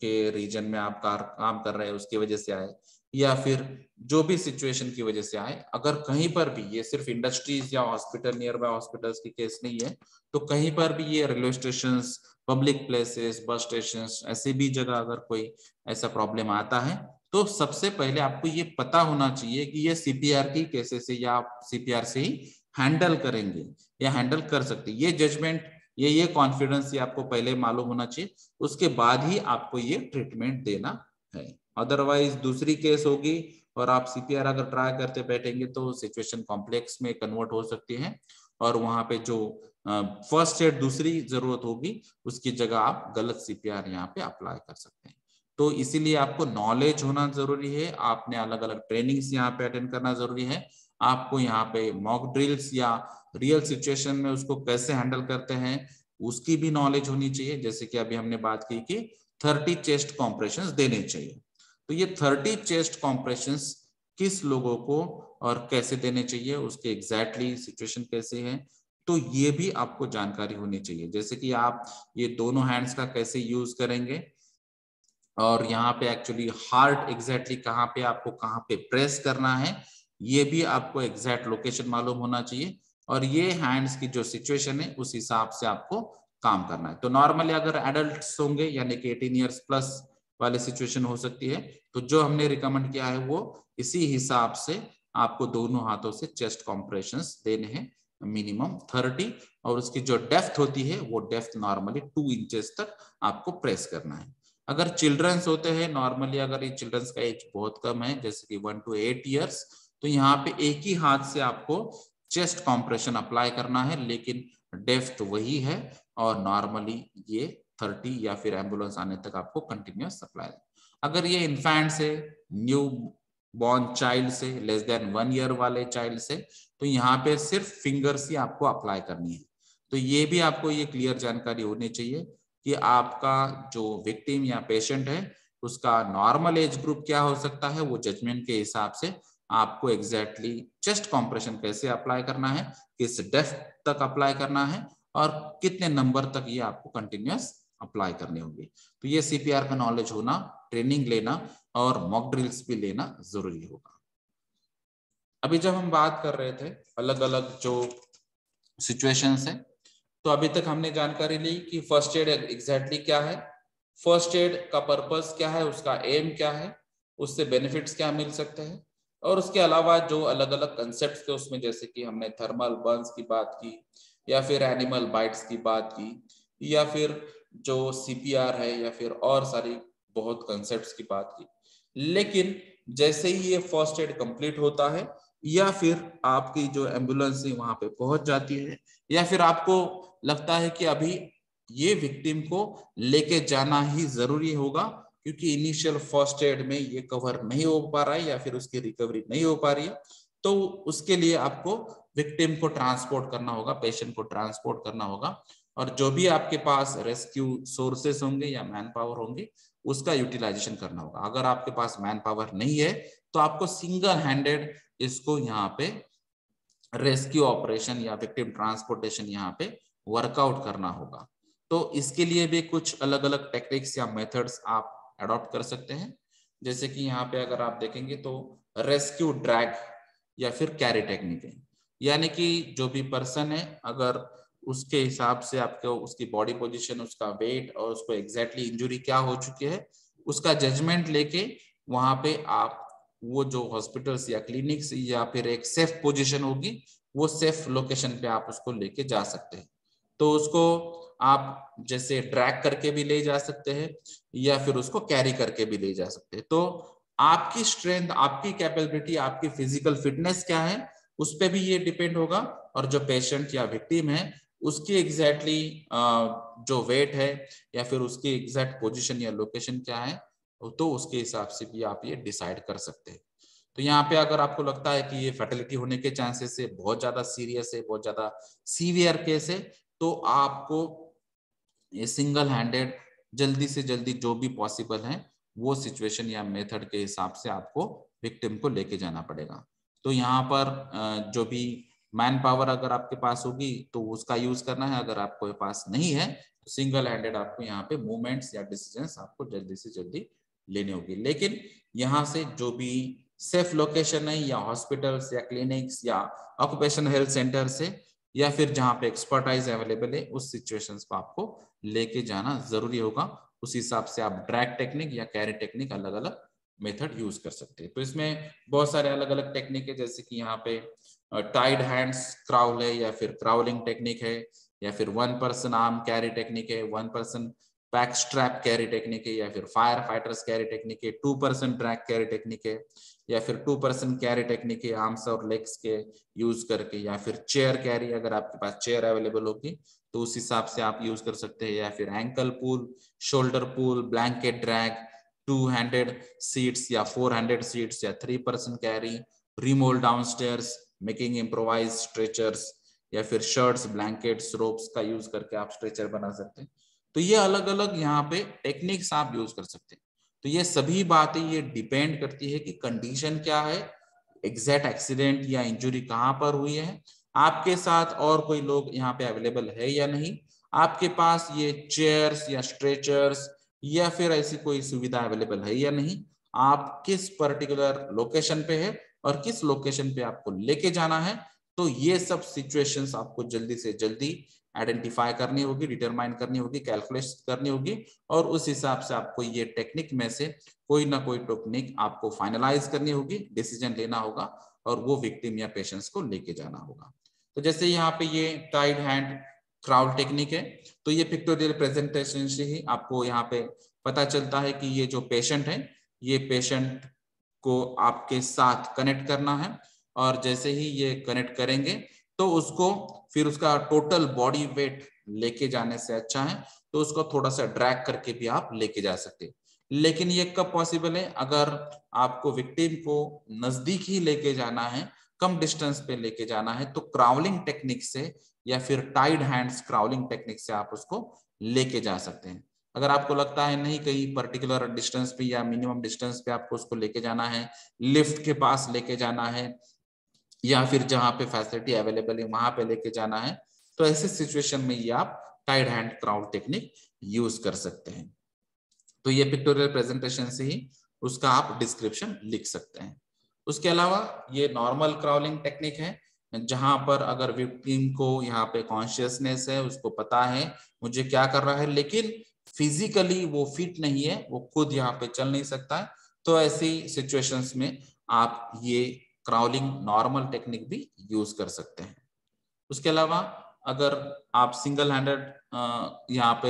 हैंडल करने वाले हैं, कोई यहाँ पे मैन पावर आपके पास अवेलेबल नहीं है, बाकी के फैसिलिटीज अवेलेबल नहीं है, और विक्टिम या पेशेंट्स भी उस सिचुएशन में है कि आप उसको कैरी करके लेके जा सकते हैं, तो यहाँ पे 1% आर्म कैरी जो टेक्निक है वो भी आप अडॉप्ट कर सकते हैं। या फिर यहाँ पे सिचुएशन ऐसी है कि यहाँ पे आपको 1% बैक स्ट्रैप कैरी यूज करनी होगी, क्योंकि अगर डिस्टेंस ज्यादा है और विक्टिम की हालत बहुत खराब है, उसका सिचुएशन ऐसे है कि आप सिंगल हैंडेड या वन आर्म कैरी आप अडॉप्ट नहीं कर पाएंगे, तो वहां पे ऐसे सिचुएशंस में आप ये 1% बैक स्ट्रैप कैरी जो मेथड है वो यूज कर सकते हैं। तो जैसे कि यहाँ पे आपको लॉन्गर डिस्टेंस पे जाना है, विक्टिम को लेके जाना है, या फिर बहुत ज्यादा डिस्टेंस पे हॉस्पिटल या क्लिनिक है, तो यहाँ पे ये आप यूज कर सकते हैं। अगर आप देखेंगे तो नॉर्मली सोल्जर्स जो होते हैं, तो अगर कोई इंजरी होती है या फिर किसी को कुछ प्रॉब्लम आ जाता है, तो सोल्जर्स नॉर्मली ये टेक्निक्स यूज करते हैं और उसी हिसाब से वो ट्रेन हो जाते हैं कि नॉर्मल जो मॉक ड्रिल्स होती है सोल्जर्स की, उनको भी ये ट्रेनिंग दी जाती है कि अगर आपके साथ में जो होगा सोल्जर, उसको अगर कोई जख्म हो जाती है या फिर कहीं पे बाइट्स हो जाते हैं या फिर कुछ सिचुएशन में प्रॉब्लम हो जाता है, तो ये सिचुएशंस के हिसाब से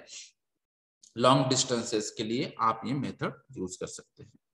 कुछ फायर फाइटर्स कैरी टेक्निक भी है। अगर आपकी फिजिकल फिटनेस, बॉडी और ट्रेनिंग और जो भी आपकी हैबिट है वो अगर अच्छी है और विक्टिम या पेशेंट को आप इजीली कैरी कर सकते हैं, तो फायर फाइटर्स कैरी टेक्निक आप यूज कर सकते हैं। तो नॉर्मली ये फायर फाइटिंग टेक्निक्स में फायर फाइटर्स को इसी हिसाब से ट्रेनिंग भी दी जाती है कि शोल्डर पे आप डायरेक्टली टोटल वेट उसका सस्टेन कर पाते हैं और आप नॉर्मल सिचुएशन में नॉर्मली आप चल पाते हैं या फिर दौड़ पाते हैं, तो ये भी यहाँ पे आप मेथड यूज कर सकते हैं। उसके अलावा अगर आपके पास मैन पावर अवेलेबल है और अगर विक्टिम या पेशेंट्स का वेट भी ज्यादा है, आप ये इसके पहले जो भी हमने सिचुएशन के हिसाब से मेथड सजेस्ट किए, वो टेक्निक आप अगर अडॉप्ट नहीं कर पाते हैं, तो आप यहाँ पे जो 2 हाथ है विक्टिम या पेशेंट्स के, उसका यूज करके वो पेशेंट को आप लेके जा सकते हैं। तो अगर 2 पर्सन आपके पास अवेलेबल है, तो उसको ड्रैग करके भी आप ये जो भी लोकेशन है, नियरेस्ट लोकेशन, वहां पे आप लेके जा सकते हैं। तो हर एक टेक्निक की सिचुएशंस, कंडीशन के हिसाब से कुछ प्लस और माइनस पॉइंट्स भी है, एडवांटेजेस और डिसएडवांटेजेस भी है, लेकिन सबसे इंपॉर्टेंट ये है कि आपको मिनिमम टाइम में वो पर्टिकुलर विक्टिम या पेशेंट्स को हॉस्पिटल्स में लेके जाना है। अगर जहां पे ये सिचुएशन है कि पर्सन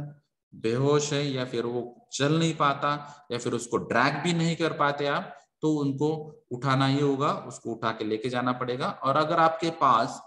2 पर्सन अवेलेबल है, तो आप ये 2 पर्सन कैरी, जैसे कि यहाँ पे आर्म्स और लेग्स के आप यूज करके यहाँ पे आप लेके जा सकते हैं। तो 2 आर्म्स को पीछे वाला जो पर्सन है वो यूज करेगा और जो उसके लेग्स है पेशेंट्स के, उसको यूज करके ये दोनों जो आदमी है वो लेके जा सकते हैं उसको। ये 2 पर्सन कैरी टेक्निक्स है। अगर आपके पास चेयर अवेलेबल होगी, तो चेयर से थोड़ा सा सिंपल हो सकता है। अगर आपके पास लॉन्ग डिस्टेंस पे जाना है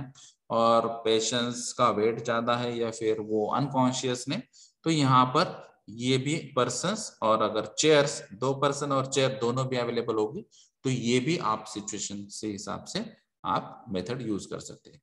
जहां पे अगर आपको लगता है कि खुद की जो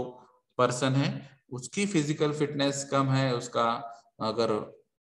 जो ट्रेनिंग है वो कम है या फिर उसकी हैबिट्स नहीं है, उसकी ट्रेनिंग के इसमें मॉक ड्रिल उन्होंने नहीं किया है, तो कुछ लोग यहाँ पे पेशेंट्स को एंकल पुल के हिसाब से भी लेके जा सकते हैं। लेकिन ये जब हम ड्रैग कर रहे हैं, तो उसका भी आपको यहाँ पे ध्यान रखना है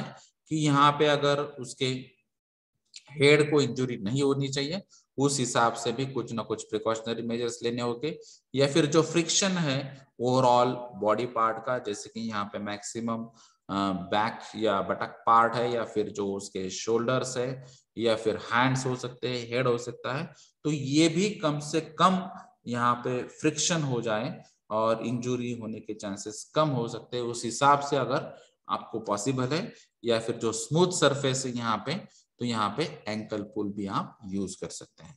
कुछ जगह आप शोल्डर पुल भी यूज कर सकते हैं। तो आपकी कंडीशन, फिजिकल फिटनेस के बेसिस पे ये डिसीजन आप ले सकते हैं कि हेड को इंजुरी है या फिर शोल्डर को इंजुरी है। अगर वो अपर बॉडी पार्ट को इंजुरी होती है, तो आपको यहाँ पे शोल्डर पुल जो मेथड है वही अडॉप्ट करनी होगी रादर देन द एंकल पुल। फिर है कुछ ब्लैंकेट ड्रैग। तो बॉडी को अगर ओवरऑल पेशेंट की ओवरऑल बॉडी को अगर आप ब्लैंकेट यहाँ पे अवेलेबल होगी और ब्लैंकेट का यूज करेंगे या फिर बेड शीट्स का यूज करेंगे या फिर ऐसे क्लोथ्स का यूज कर सकते हैं आपके पास अवेलेबल होंगे, तो उससे आपका ड्रैगिंग थोड़ा सा सिंपल हो जाएगा और यहाँ पे जो विक्टिम है वो कम टाइम में उसको लेके जा सकते हैं। तो ये भी ब्लैंकेट ड्रैगिंग मेथड भी आप यहाँ पे अडॉप्ट कर सकते हैं। जैसे हमने पहले बताया कि आपके पास रिसोर्सेस क्या अवेलेबल है, सिचुएशन क्या है, और आपके पास मैन पावर क्या है, आपकी खुद की फिजिकल फिटनेस क्या है, और आप किस हिसाब से हैंडल कर सकते हैं, उस हिसाब से अलग अलग मेथड आप हैंडल कर सकते हैं। यहाँ पे अगर कुछ पर्सन्स ऐसे होते हैं कि जो कॉन्शियस है और उनकी ड्रैगिंग यहाँ पे डिफिकल्ट है, तो ऐसे सिचुएशन में आप 2 हैंडेड सीट यहाँ पे बना सकते हैं और फिर उसको कैरी करके लेके जा सकते हैं। तो 2 पर्सन अवेलेबल है, सिमिलर हाइट्स के, सिमिलर फिजिकल फिटनेस या कैपेबिलिटीज के अगर होंगे, तो ये 200 सीट्स का थोड़ा सा सिंपल हो सकता है मेथड, और आप इजीली उसको कैरी करके लेके जा सकते हैं। लेकिन उस टाइम के लिए आपको नॉर्मली ये डिस्टेंस कम होना चाहिए और पेशेंट्स का वेट भी कम होना चाहिए, तो उस हिसाब से आप इजीली वो कैरी कर सकते हैं। कुछ सिचुएशन में आपको 400 सीट्स यहाँ पे यूज करनी होती है, जैसे कि यहाँ पे आपको दिखाई देता है कि ऐसे लॉक आप बना सकते हैं और लॉक के बेसिस पे भी आप उसको लेके जा सकते हैं। स्पेशली कुछ सिचुएशंस में जहाँ पे स्लोप्स प्लस माइनस हो सकते हैं, या फिर डिस्टेंस या फिर ग्राफिकल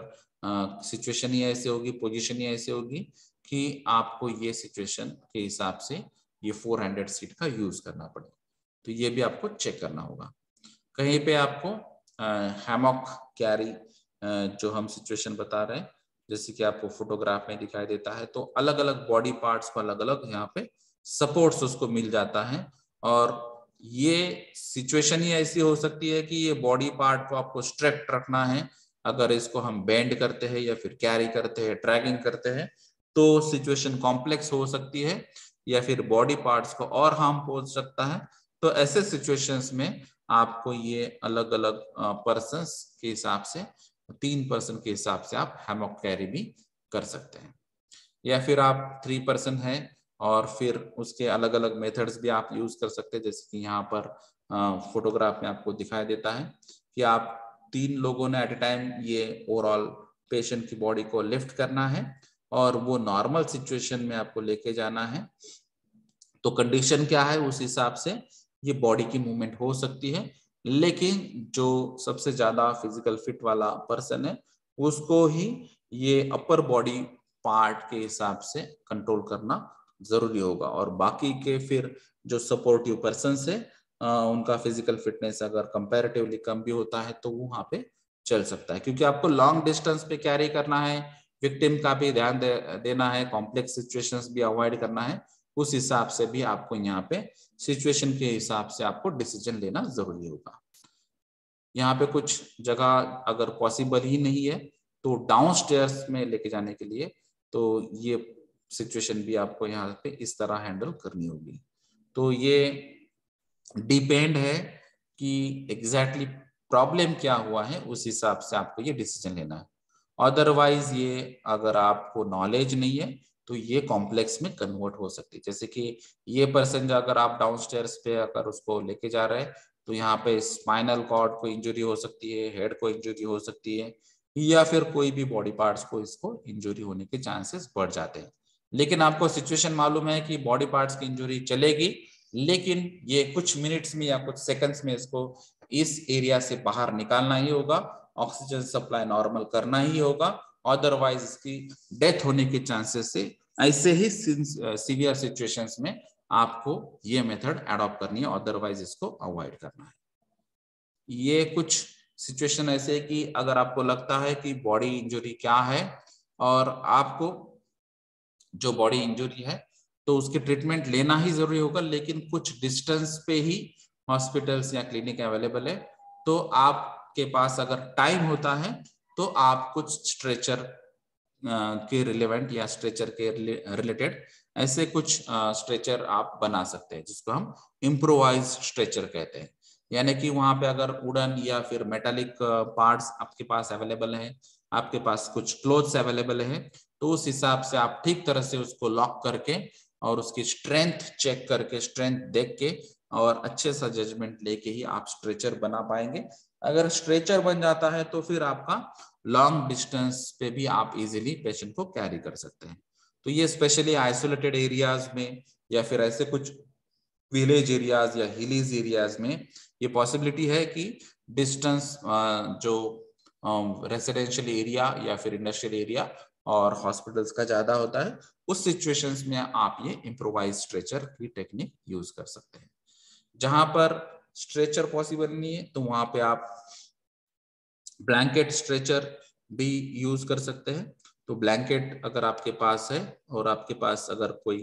पोल्स अवेलेबल हो सकते हैं तो उस हिसाब से भी आप यहाँ पे ब्लैंकेट का यूज करके स्ट्रेचर बनाएंगे और फिर वो स्ट्रेचर का यूज करके पेशेंट या विक्टिम को आप कैरी करके हॉस्पिटल्स तक लेके जा सकते हैं। या फिर जहाँ पे पॉसिबल है, अगर आपके पास बहुत ज्यादा टाइम है और आपको ये भी मालूम है कि आपको बहुत ज्यादा डिस्टेंस पे जाना है, तो वहां पर आप रोप स्ट्रेचर भी बना सकते हैं, लेकिन इसके लिए आपको नॉलेज होना जरूरी होगा। स्ट्रेंथ आपको, जो भी रोप्स आप यूज कर रहे हैं वो स्ट्रेंथ, वो रोप्स की भी स्ट्रेंथ आपको क्लियर मालूम होनी चाहिए। उसकी जो नॉटिंग की टेक्निक्स होती है वो नॉट्स की टेक्निक्स भी आपको क्लियर मालूम होनी चाहिए। उसके बाद ही आप ये रोप स्ट्रेचर बना पाएंगे और फिर उसका यूज कर सकते हैं। तो ये कुछ अलग अलग मेथड्स या टेक्निक्स कह सकते हैं हम। तो विक्टिम ट्रांसपोर्ट या रेस्क्यू टेक्निक्स में अलग अलग ये टेक्निक्स आप यूज कर सकते हैं। लेकिन अगर आप सिटी में है अवेलेबल या फिर एमआईडीसी जो भी एरिया आपका है, इंडस्ट्री जो भी आपकी है, तो नियर बाय सिटी है जहाँ पे हॉस्पिटल्स अवेलेबल है, क्लिनिक्स अवेलेबल है, या फिर आपकी लार्ज स्केल या मल्टीनेशनल कंपनीज है जहाँ पे ऑक्यूपेशनल हेल्थ सेंटर अवेलेबल है, तो शायद आपको ये सब टेक्निक या मेथड की जरूरत नहीं होगी। आपके पास एम्बुलेंस अवेलेबल हो सकती है, स्ट्रेचर्स अवेलेबल हो सकते हैं। ये स्पेशली केसेस इसलिए है कि जहाँ पे आइसोलेटेड एरियाज है या फिर आप बाहर गए हैं और ऐसे सिचुएशन में कहीं पे प्रॉब्लम हो चुका है, तो उनके लिए ये अलग अलग मेथड्स की जानकारी दी गई है। अभी जो हम नॉर्मली जब बात करते हैं तो कोई भी ऑर्गेनाइजेशन, कोई भी इंस्टीट्यूट, स्कूल, कॉलेजेस, इवन कहीं पर भी आपको अगर आपको दिखता है तो नॉर्मली अभी जैसे कि बसेस में, ट्रेन में, इवन कहीं पे जो टैक्सीज होते हैं वहां पर भी अभी फर्स्ट एड बॉक्सेस लगाए जाते हैं। तो नॉर्मली जो फर्स्ट एड बॉक्सेस होते हैं तो उसमें हमने जो पहले ही बताया है, तो एटलीस्ट बेसिक जो मेडिसिन है, जैसे कि हमने बैंडेज की बात की या फिर एंटीसेप्टिक जैसे कि डेटॉल्स की बात की है, या फिर कहीं पे कॉटन की रिक्वायरमेंट होती है, कहीं पे जो स्प्रेज की रिक्वायरमेंट होती है, कहीं पे कुछ टैबलेट्स की रिक्वायरमेंट होती है जैसे कि हेडेक या पेन किलर्स या बैक के लिए। तो जो मिनिमम बेसिक रिक्वायरमेंट है उस हिसाब से आपको फर्स्ट एड के कंटेंट्स फाइनलाइज करने होंगे। लेकिन अगर आपके पास फाइनेंशियली कोई इश्यू नहीं है, आपके पास रूटीन में कुछ ना कुछ इंसिडेंट या एक्सीडेंट होते रहते हैं और चांसेस भी है, तो आपको ये फर्स्ट एड बॉक्सेस के रिकमेंडेशन यहाँ पे दिए गए। तो अलग अलग कंट्रीज में, अलग अलग स्टेट्स में अलग अलग रूल्स एंड रेगुलेशंस में फर्स्ट एड के कुछ कंटेंट्स अलग अलग दिए। तो ये जनरल कंटेंट्स हम यहाँ पे बता रहे हैं, जैसे कि यहाँ पे जो स्टरलाइज्ड ड्रेसिंग्स होती है तो ये यहाँ पे अवेलेबल होनी चाहिए 24, या फिर 12 medium size sterilised dressing available होनी चाहिए, या फिर 12 लार्ज स्टरलाइज्ड ड्रेसिंग्स अवेलेबल होनी चाहिए, या फिर 12 large size sterilize burn dressings यहाँ पे होनी चाहिए थर्मल बर्न्स को अवॉइड करने के लिए, या फिर यहाँ पे 12 पैकेट्स स्टरलाइज कॉटन वूल होनी चाहिए, या फिर 1 बॉटल यहाँ पे जैसे सेंट्रीमाइड सोल्यूशन या फिर सुटेबल एंटीसेप्टिक सोल्यूशन जो भी होगा। तो नॉर्मली हमारे यहाँ पे डेटॉल्स यूज करते हैं इसलिए हम डेटॉल की बात कर रहे थे, लेकिन जो भी एंटीसेप्टिक सोल्यूशन होगा तो सिमिलर केमिकल्स और कैरेक्टरिस्टिक्स का होगा तो वो आपको यूज करना है। 1 बॉटल जो है वो मर्क्यूरोक्रोम सॉल्यूशंस 2% इन वाटर, वो भी आप यूज कर सकते हैं, या फिर जो सैल्वोलाइट यहाँ पे बॉटलाइट हो सकती है जहाँ पे ये डोसेस अवेलेबल होंगे, या फिर जो भी आपका लेबल होगा वो भी आपको ठीक तरह से देखना है, और उसके जो डेट्स वगैरह है, मैन्युफैक्चरिंग डेट्स है, उसका भी आपको ध्यान रखना है। अगर कहीं पे आपको बैंडेज प्रोवाइड करना होगा, ड्रेसिंग करनी होगी, तो उसके लिए सीजर्स की भी जरूरत होती है। तो 1 पेयर सीजर्स यहाँ पे होना चाहिए। जो प्लास्टर्स होते हैं तो कहीं पे अगर प्लास्टर्स करना है तो 1 रोल ऑफ एडेसिव प्लास्टर, या फिर जो 2 रोल्स ऑफ एडेसिव प्लास्टर्स, अलग अलग साइज है इसमें 6 सेंटीमीटर बाय 1 मीटर या फिर 2 सेंटीमीटर बाय 1 मीटर के हिसाब से। 2 pieces of sterilize eye pads in separate seal packets, तो ये भी यहाँ पे रिक्वायरमेंट हो सकती है। कुछ बॉटल्स हो सकते हैं जहां पर ये अलग अलग टैबलेट्स होंगी, जैसे कि यहाँ पे 100 टैबलेट्स के हिसाब से 5 ग्रेन्स एस्पिरिन जो टैबलेट्स हैं या फिर जो एनाल्जेसिक यहाँ पे टैबलेट्स हो सकती है वो आपको यूज करनी चाहिए। जो पॉलिथीन वॉश बॉटल्स होती है वॉशिंग आईज वॉश के लिए, स्पेशली अगर कहीं पे कुछ केमिकल्स की वजह से या फिर प्रॉब्लम की वजह से आपके आईज पर इफेक्ट होता है तो उसको पहले ट्रीट करना होगा। वो आई वॉश बॉटल्स भी आप यूज कर सकते हैं। कई जगह आपको बैंडेजेस 10 सेंटीमीटर्स के 12 या फिर 5 सेंटीमीटर्स के 12 ये रोल आपको यहाँ पे रखना है। कहीं पे आपको ट्रायंगुलर बैंडेजेस भी लगाने पड़ते हैं तो वो 6 ट्रायंगुलर बैंडेजेस या फिर जो 1 टूर्निकेट या फिर सुटेबल स्प्लिंट्स या फिर सेफ्टी पिन्स या फिर किडनी ट्रेस या फिर स्नेक बाइट लैंसेट या फिर जो 1 बॉटल पोटेशियम परमैंगनेट क्रिस्टल्स ये भी आपको यहाँ पे यूज करना चाहिए। ऑइंटमेंट यहाँ पे कुछ बर्न्स के बाद जो लगाते हैं नॉर्मली वाउंड्स पे तो वो ऑइंटमेंट भी आपको यूज करना चाहिए। उसके अलावा जो फर्स्ट एड लिफलेट यहाँ पे देना चाहिए और फिर यहाँ पे जो भी कंटेंट्स है उसका यूज कैसे करते हैं कब करते हैं उसके बारे में भी जानकारी देनी थी। तो नॉर्मली अगर आपके फर्स्ट एड में आपको ये डिटेल जानकारी नहीं रखनी है तो फर्स्ट एड के नीचे या ऊपर जहां पे सुटेबल हो सके जहां पे इजीली रीडेबल होगा तो उसकी जानकारी वहां पे देनी चाहिए। तो जैसे हमने पहले ही स्लाइड पे बताया था जो हमारे इंस्टीट्यूट में हमने फर्स्ट एड और उसके नीचे ही उसकी डिटेल्स प्रोवाइड किए हैं तो उसकी जानकारी आपको लगानी चाहिए। तो ये जो फर्स्ट एड बॉक्स के कंटेंट्स है ये कंटेंट्स अलग अलग जगह अलग अलग हो सकते हैं, रिकमेंडेशन भी अलग हो सकते हैं, लेकिन ये जो हमने कंटेंट्स बताए हैं ये factory advice service and labour institute Bombay से जो रिकमेंडेड कंटेंट्स है वो हमने बताए हैं। तो इसी तरह आपके फर्स्ट एड बॉक्स के कंटेंट्स आप ठीक तरह से मेंटेन करने चाहिए और जब भी ऐसी कोई सिचुएशन आती है कि फर्स्ट एड आपको यूज करना पड़ेगा या फिर बॉक्स के कंटेंट्स यूज करना पड़ेंगे तो ये कंटेंट्स का नॉलेज आपको यहाँ पे होना चाहिए। तो ये ओवरऑल नॉलेज था या फिर जनरल कंटेंट्स थे first aid box, first aid measures और उसके रिलेटेड कंसेप्ट्स के। Thank you.